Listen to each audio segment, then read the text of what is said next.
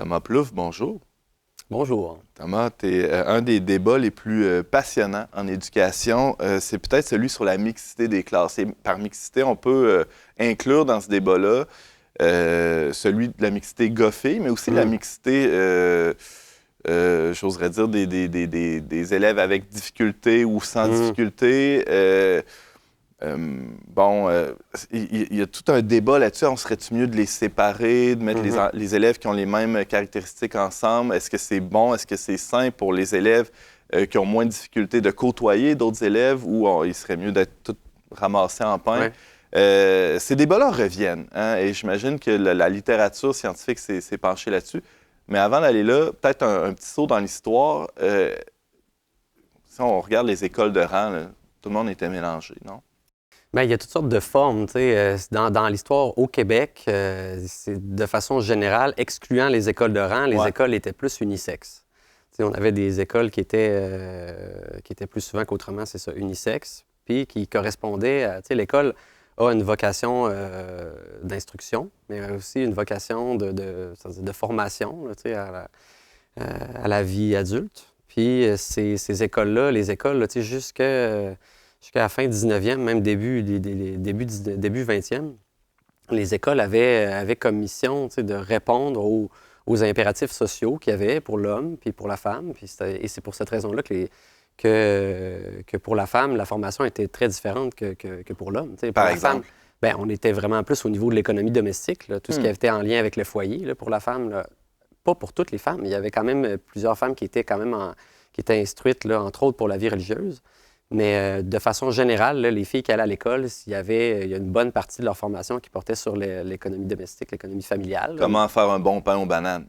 Ben, tu sais, moi, j'ai eu... Il n'y avait pas de banane à l'époque. J'ai eu ces... Il n'y avait pas de banane, oui, c'est ça. Québec, là. C'était un pain au rutabaga, là, quelque chose de légumes d'hiver. Mais c'est ça, moi, j'ai eu des cours d'économie familiale là, dans les années 2000. Fait que tu vois, ça a traîné pendant assez longtemps, mais c'était mixte, rendu là. Mais, tu sais, c'est ça. Donc, jusqu'en 1943, l'école, en fait, il faut se rappeler qu'elle n'était pas obligatoire non plus. C'était une école... et les impératifs, c'est ça, dans la société, étaient complètement différents. Ce qu'on attendait d'un garçon, mais éventuellement d'un homme, c'était pas du tout ce qu'on attend aujourd'hui. Le marché du travail n'était pas le même. Fait que ça répondait aux impératifs de l'époque. Puis, en 1943, donc, l'école devient obligatoire. Puis à partir du moment où elle devient obligatoire, bien là, c'est en même temps, il y a toutes sortes d'autres bouleversements sociaux là, qui font en sorte que fin des années 50, début 60, là, on commence de plus en plus à voir des écoles qui étaient traditionnellement non mixtes, devenir mixtes. Puis ce qui est intéressant, c'est, a posteriori, on a l'impression que c'est pour des raisons pédagogiques qu'on a fait ces choix-là parce qu'on voulait mettre... Mais au départ, puis c'est comme ça aussi si on regarde du côté de la France, là, au départ... Le motif là, qui amène vers la mixité, c'est souvent un impératif économique, c'est-à-dire que ça coûte plus cher d'ouvrir de nouveaux collèges non mixtes que d'amener les garçons et les filles à cheminer ensemble. La clientèle est réduite. Ouais, c'est on ça. s'assure d'avoir un bassin, bassin suffisant de clientèle. Je vois Serge Jacinthe opiner, Dans les dernières, à ma connaissance, les dernières écoles qui ont ouvert à la mixité, c'était ça l'argument, d'avoir un plus grand bassin potentiel d'élèves qui venaient dans leur école. Ouais. Même des écoles privées qui récemment ont ouvert à la mixité, là, dans les années 2000, qui étaient jusqu'à tout récemment encore, soit pour les filles, soit pour les garçons, qui se sont ouvertes exact. Ils vont pour dire des raisons similaires. Ils vont dire que c'est pas des réflexions pédagogiques du tout, que c'est parce que... Et puis c'est-à-dire que des fois, c'est par obligation. C'est-à-dire que c'est une question de survie du bâtiment. C'est ça où on ferme. Oui, c'est ça, exact. Mais dès le départ, c'était déjà ça. C'est facile de se dire, on visait la parité, Mais au départ, c'est plus des impératifs, c'est ça, plus économique. Puis après ça s'inscrit dans la Révolution tranquille. Très vite, il y a tout un mouvement, il y a le mouvement féministe qui vient disons, enrober cette réflexion-là autour de l'égalité. Parce qu'on veut offrir aux garçons et aux filles une éducation qui est la même, en fait. Une égalité des chances aussi, d'accès au marché du travail, peu importe l'emploi. Ouais. Exact. Puis à cette époque-là, toutes les réflexions autour de est-ce qu'il faut des écoles mixtes ou non mixtes portent sur ces enjeux-là, principalement parce qu'on a l'impression, on voit qu'il y avait une inégalité pour les jeunes filles, puis on veut rétablir cette égalité-là. ce qui change par la suite. C'est-à-dire qu'on va voir par la suite que la réflexion autour des écoles mixtes, d'abord, il y a eu une explosion des écoles mixtes là, dans ces années-là, 60, 70. Puis, autant dans le régime public que privé. Là. Oui. Mais par la suite, les motivations qui amènent à réfléchir à cette question-là changent. On va commencer à se demander, à penser plus au rendement scolaire. Par la suite, on se demande, est-ce que finalement, ce ne serait pas plus... Et très vite, on tombe dans une espèce d'un déséquilibre opposé, c'est-à-dire qu'on s'aperçoit que, les garçons décrochent plus que les filles. Puis là, la réflexion sur les écoles mixtes et non mixtes revient, mais sous ce nouvel angle-là. Dans les années 80-90, il y avait déjà ces prises de conscience-là c'est-à-dire sur le décrochage des gars. Exact. Puis on se demande, est-ce que ce serait mieux de revenir à des écoles non mixtes, justement, pour leurs propres bénéfices? Mais ça présuppose, il y a comme un moyen terme qui nous manque là, dans la réflexion, ça présuppose que tu dis là, Thomas, que la mixité cause le décrochage. Comment on fait le lien là, entre cette cause-là et cet effet-là? Bien, en fait, quand on est dans les préoccupations, on fait pas de lien. Même au départ, là, c'est-à-dire qu'on est sur des a priori idéologiques. On va penser on présume on se dit que... on va voir, mettons, les filles fonctionner ensemble, puis il y a toutes sortes d'a priori. On se dit, les garçons, quand ils sont seulement entre eux, ils vont pas être déconcentrés par les jeunes filles, et donc ils vont se concentrer plus sur leurs études, et donc ils vont mieux performer. C'est des présuppositions, là, on suppose ça. On voit les filles comme une distraction. Là. Oui, exact, c'est ça que ça nuirait. Mais du côté opposé, les gens vont dire, ben non, au contraire, le fait d'avoir des jeunes filles dans les classes des garçons, ça amène les garçons ça crée une espèce de compétitivité, une saine compétition entre les deux qui amène les garçons à performer davantage. Et ça les amène même à être certains vont dire moins rustres, là, plus à s'adoucir un peu, moins turbulents, puis à être plus concentrés. Fait que tu as les deux, mais tout ça est basé sur des suppositions. On pense qu'on observe, on voit ça. C'est ça. De chaque côté, ces arguments-là existent, puis encore aujourd'hui, c'est ce qu'on va voir.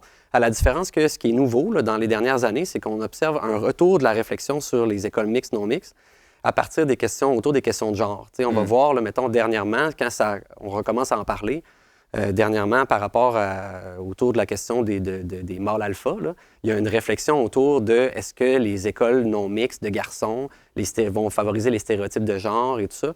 Donc, autour de la question des genres, les écoles mixtes, non mixtes reviennent dans le débat, on va dire. James?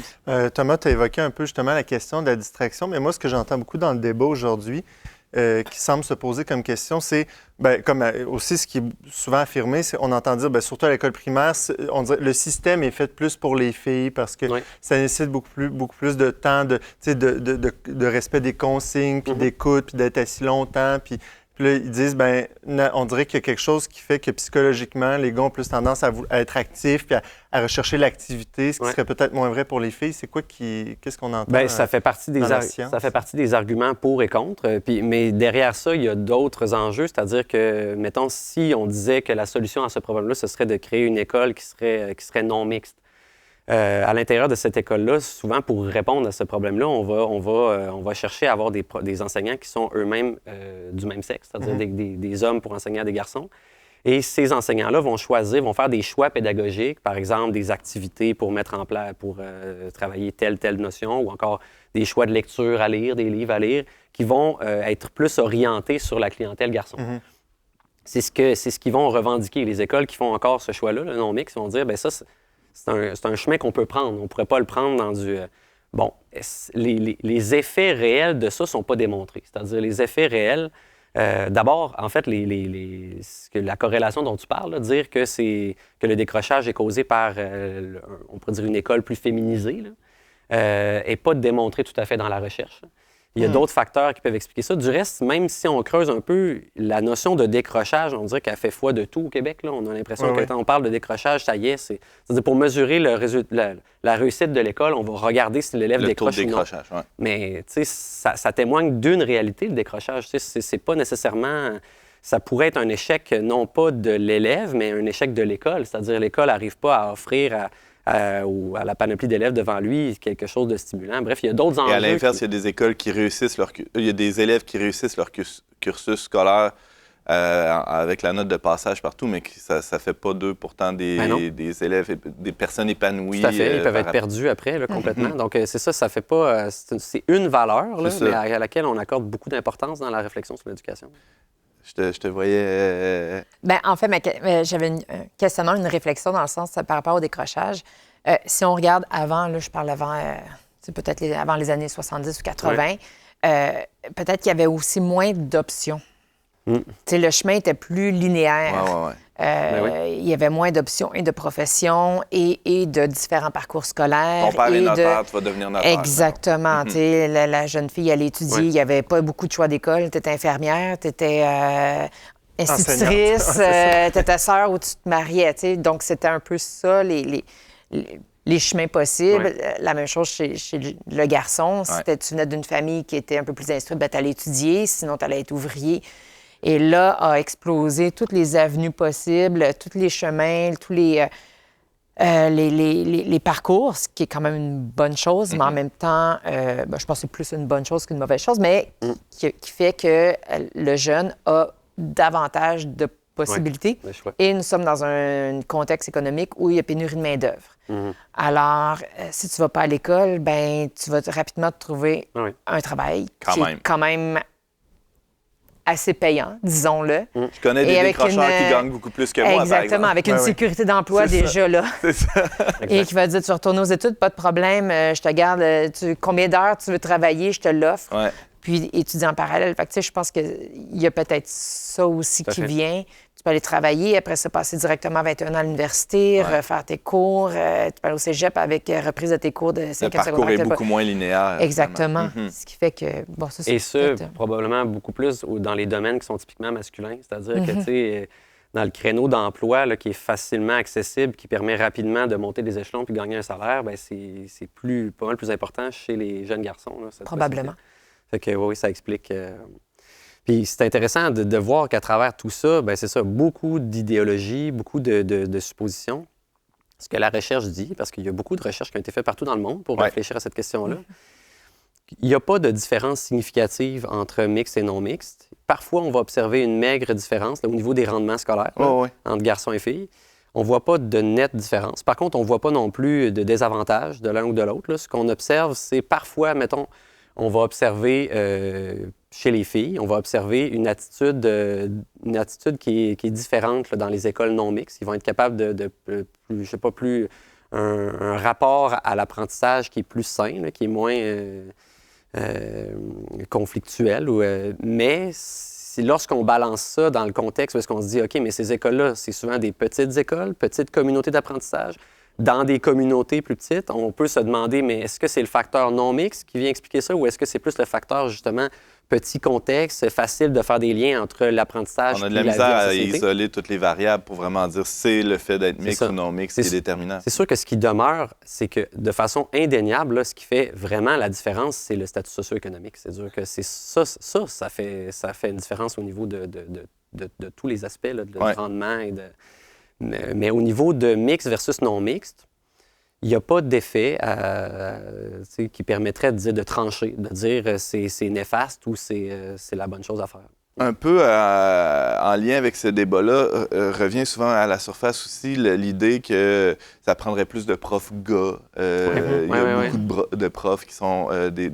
Est-ce qu'il y a des profs gars à votre école aussi? Oui. Ah, aussi? OK. Il y a de plus en plus de profs... Est-ce que la recherche s'est penchée là-dessus, sur l'incidence de... Oui. Il y a de plus en plus d'enseignants qui sont des femmes au Québec, là, et ce, particulièrement au niveau postsecondaire. Mais c'est sûr parce que, traditionnellement, c'était un domaine qui était vraiment majoritairement masculin. Là, là on est rendu à peu près à 50-50 en termes de profs. Mais ça augmente dans tous les niveaux. Là. Primaire, secondaire. Secondaire aussi, c'était plus typiquement masculin, là, si on revient en arrière. Aujourd'hui, c'est de plus en plus de femmes.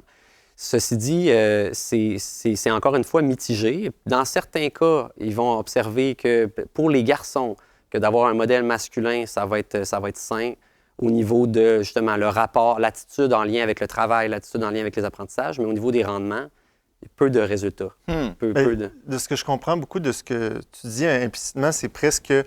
le sexe du professeur a peu d'influence comparativement à sa compétence pédagogique, presque, mais on pourrait dire ça. C'est sûr que si on veut regarder les facteurs qui, eux, ont une incidence, ben oui, il faut que tu regardes du côté de, c'est ça, la compétence pédagogique, si tu dis, ouais, le contexte, l'organisation de l'école, le contexte dans lequel le jeune vit, après ça, tu as d'autres facteurs familiaux. Une classe de 20 ou de 35 élèves. C'est ça. Ça a des incidences. Mais le sexe de l'enseignant, parfois, c'est maigre, mais tu sais, c'est ça, c'est dur d'isoler des variables, là, mais quand tu prends ça ensemble, tu peux pas dire là, de façon tranchée que c'est nécessairement mieux. Je n'avais pas à te demander, Sœur Jacinthe, si c'était mieux tes collègues, engager des collègues masculins ou féminins. Là, ça n'a pas vraiment mais qu'est-ce que d'importance pour nous. tu observes sur le terrain? Moi, je pense que le premier facteur de réussite pour un élève, c'est le lien affectif positif avec son enseignant. Mm-hmm. Ça, je pense que c'est une étude, je me souviens plus, c'est une étude australienne ou peu importe, là, mais il y a des études qui sont sorties là-dessus. C'est vraiment le lien avec l'enseignant. Fait que peu importe que ce soit un homme ou une femme qui t'enseigne, c'est vraiment comment est-ce que l'enseignant va réussir dans la première semaine à créer ce climat-là de confiance, de bienveillance avec ses élèves. Et une fois que ça s'est installé, ton année scolaire, avec des petits hauts et des petits bas, là, mais va rouler. Et c'est ce qui fait que, ce que je remarque, c'est ce qui fait que les enseignants sont populaires ou non. C'est pas parce qu'ils sont sévères ou non, c'est pas parce qu'ils sont plus organisés ou moins, c'est vraiment ce qui instaure un lien qui est sain, qui est professionnel, et c'est ce qui motive, je pense, les élèves à venir à l'école ou au secondaire. Ils ont 8 profs, ils envoient 5 par jour à peu près, mais de savoir s'ils ils ont plus hâte d'aller dans tel cours ou tel cours. C'est le prof qui fait la différence. J'ai un cours de maths, peu importe que t'aimes les maths ou pas. Exactement. Parce que lui est intéressant, lui, c'est fun, c'est positif, c'est engageant, puis ça peut être le prof qui est plus exigeant même. Ben oui. Mais il sait comment aller chercher ses élèves. En fait, plus ce lien-là est fort, plus il va pouvoir être exigeant et l'élève va être prêt à en donner du gaz. C'est ce qu'on remarque chez un jeune qui, parfois, une année, ça allait bien, puis dans la même matière, l'année d'après, ça va pas bien. C'est parce que le lien, il n'est pas là. Il faut travailler. Et des fois, on rencontre un enseignant, puis on leur dit « mais cet élève-là, oui, mais je le fais venir en récupération, je donne les exercices. » Non, c'est pas ça. Établis un lien avec cette personne, parce que là, en ce moment, l'élève, il pense que tu l'aimes pas. Je vais prendre... Tu es toujours sur son dos, ou tu t'occupes pas de lui, Et donc, il faut retravailler ça à la base. Fait que la solution, c'est pas tant de faire de la récup que d'aller dîner avec à la cafette un midi. Parfois, c'est ça. Il n'y a pas de recette. Non, il n'y a pas de recette. C'est un peu sur l'école mixte ou non mixte. Moi, je reste convaincue que peu importe le milieu, il faut que l'élève se sente bien dans son école. Parce qu'il passe plus de temps éveillé, assis sur la chaise. Bien, je dis aller sur la chaise, là, mais on s'entend que c'est pas assis tout le temps sur une chaise. Là, entre les 4 murs de l'école. Oui, exactement.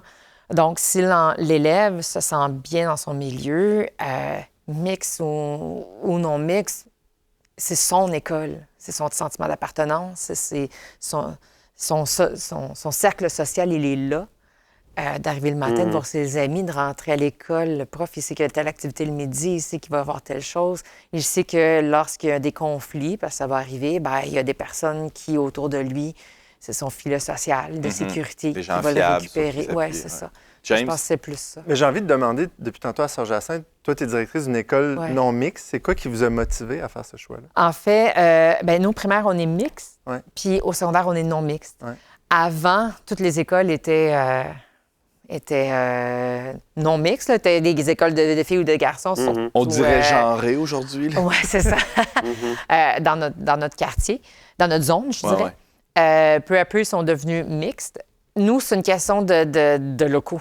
C'est vraiment ça. Il faudrait agrandir notre école secondaire pour accueillir la mixité. Vous n'avez pas de place pour les gars au secondaire, c'est ça que ça veut dire? En fait, oui, je pourrais diminuer je pourrais diminuer le nombre de filles acceptées, c'est vraiment... c'est vraiment niaiseux, ces détails, mais quand même qui font une vie école. Là. Nos casiers, la hauteur du plafond est très basse. Fait que, des grands garçons, je veux dire, le typique, le grand joueur de basket, ils ne rentreraient pas là. Fait que là, c'est ça, exactement. Fait qu'il faudrait qu'il y ait une autre organisation. Il faudrait qu'on agrandisse le gymnase. Il faudrait qu'on crée une salle plus sportive. On en a déjà 2.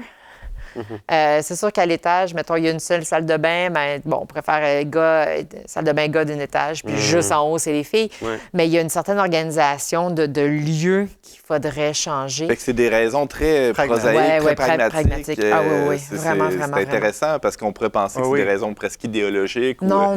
C'est ça, on n'est pas là du tout. Avant, peut-être que oui. Bien, sûrement que oui. Mais plus maintenant, là, c'est vraiment une question. Mais commencer à choisir aussi les élèves en fonction de leur sexe pour avoir une parité, ça commencerait à être compliqué aussi, là, dans la gestion. Chez nous, oui, mais en même temps, pas tant, parce que mettons, l'école primaire a 840 élèves, l'école secondaire en a 450, c'est 3 classes par niveau. Fait que la moitié déjà de ma clientèle primaire, qui sont des garçons, ne peuvent pas continuer chez nous au secondaire. Fait que déjà, là, j'en ai... sur 120 sortant en 6e année, j'en ai déjà 60 qui ne peuvent pas venir chez nous, ce sont des garçons. Puis j'ai des demandes, j'ai des parents qui demandent pourquoi vous acceptez ça, mais là, c'est une question d'organisation des lieux et non pas... c'est sûr qu'après ça, oui, il faudrait ajuster la pédagogie, ne serait-ce que, peut-être que là, les œuvres de lecture sont un peu plus orientées sujet féminin, il faudrait orienter, mais ça... OK, oui, ça demande un changement, puis à tout changement, une résistance au changement, mais bon, ça se fait, puis... C'est pas la fin du monde non plus. Ben non. Thomas, si tu avais une école à créer, ex nihilo, demain matin, là, quel genre d'école tu ferais par rapport à ces enjeux-là? Oui, c'est ça, on va y aller par rapport à ces enjeux-là. Non, mais tu sais, il y a quand même... ça va faire un lien avec ce que tu demandais tantôt, là. Dans l'éducation, pour un enfant, ça prend un homme et une femme. Puis parce que chacun a sa couleur, tu sais. Puis je pense que dans l'école, tu sais, autant c'est vrai que la figure de l'enseignant lors d'une année scolaire n'a pas nécessairement d'incidence, c'est ce qu'on disait tantôt, mais n'empêche que probablement que ce serait à voir, j'ai pas eu plus fouillé là-dessus, là. Mais dans une institution, dans une école, d'avoir une certaine parité homme-femme, ça permet probablement aussi, tu sais, que ces deux couleurs-là puissent se marier, puis... Après ça, parce que certains enfants ont plus des enjeux affectifs qui font en sorte qu'ils ont besoin d'un modèle du même sexe. Et s'ils peuvent absolument pas le retrouver dans l'école, bien là, ça peut devenir un enjeu. Mais d'avoir ça au sein, d'avoir une parité, là, d'avoir au sein du corps enseignant, je pense que c'est quand même important, là. Autant dans la réflexion, on a des angles différents d'attaque des fois pour certains enjeux. Oui, je pense que ce serait quand même c'est un bon critère, là. Ce serait dommage que de voir, tu sais, que soudainement, que les écoles mettons, les écoles mixtes sont habitées seulement par des enseignants masculins ou seulement par des enseignantes féminines. Il y a une richesse dans cette diversité-là. Oui, autant chez les élèves que chez les enseignants. Et qui peut venir pallier, j'imagine, parfois des éléments ou des situations plus difficiles qui sont vécues à la maison. Ben, si l'école peut venir en soutien, en renfort de ce côté-là, c'est ça, en offrant les deux côtés de la médaille. Thomas Plouffe, c'était fort intéressant. Merci beaucoup. Ouais. Je rappelle que tu es doctorant en psychopédagogie et chroniqueur de plus en plus régulier au Verbe Média. Merci.